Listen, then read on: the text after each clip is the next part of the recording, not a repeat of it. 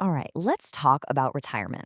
Now, you've probably spent countless hours, maybe even years, planning the financial side of things. But what about planning for your peace of mind? Today, we're going to build a checklist for the most important and honestly, the most overlooked part of your future. Just think about that for a second. It's such a common trap, right? We have these detailed spreadsheets, these investment plans, but we totally forget to plan for the person we're going to be when we stop working. We've prepared our portfolio, sure, but have we actually prepared ourselves? And this quote, wow, it just hits the nail on the head. It points out this massive blind spot we all seem to have. We get so wrapped up in the math of it all that we forget retirement isn't just a financial event. It's this huge, personal, emotional transition.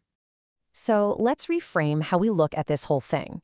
Because a truly happy retirement, it's not really about what's in your bank account. It's about what your life is made of. And when you look at the emotional math, well, the numbers might just surprise you. Okay, so check this out. When you actually talk to retirees or look at the studies, a really clear pattern emerges. A successful, happy retirement is overwhelmingly emotional. We're talking like 80% of your fulfillment comes from your mindset, your sense of purpose, your relationships, and only about 20% is tied to the money. This is exactly why someone with a perfect financial plan can still end up feeling completely lost. And this is the perfect way to put it. This is the risk we're trying to avoid. A perfect bank balance is great, don't get me wrong, but it just can't shield you from a bankrupt spirit. If you haven't done the psychological prep work, all the money in the world can still leave you feeling totally adrift. So, what's the solution? Well, it's not about crunching more numbers or saving more money. It's about building a totally different kind of asset. We're going to call it your psychological portfolio. And believe me, this is the asset that will truly fund your happiness for years to come. Think of it this way.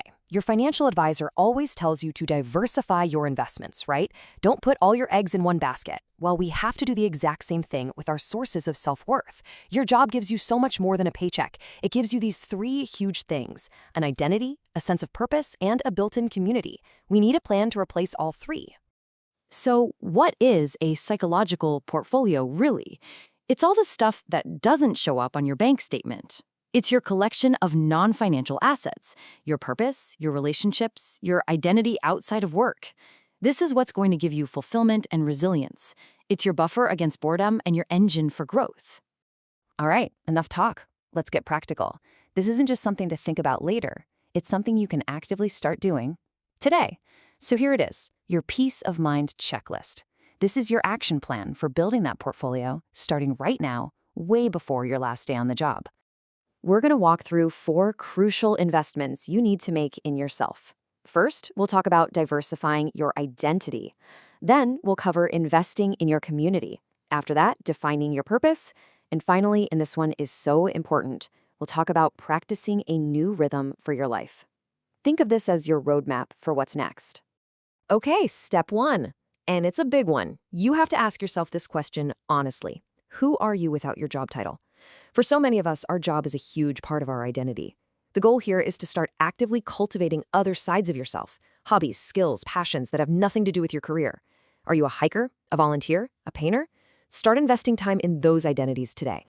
Step 2 is all about community. This one is huge.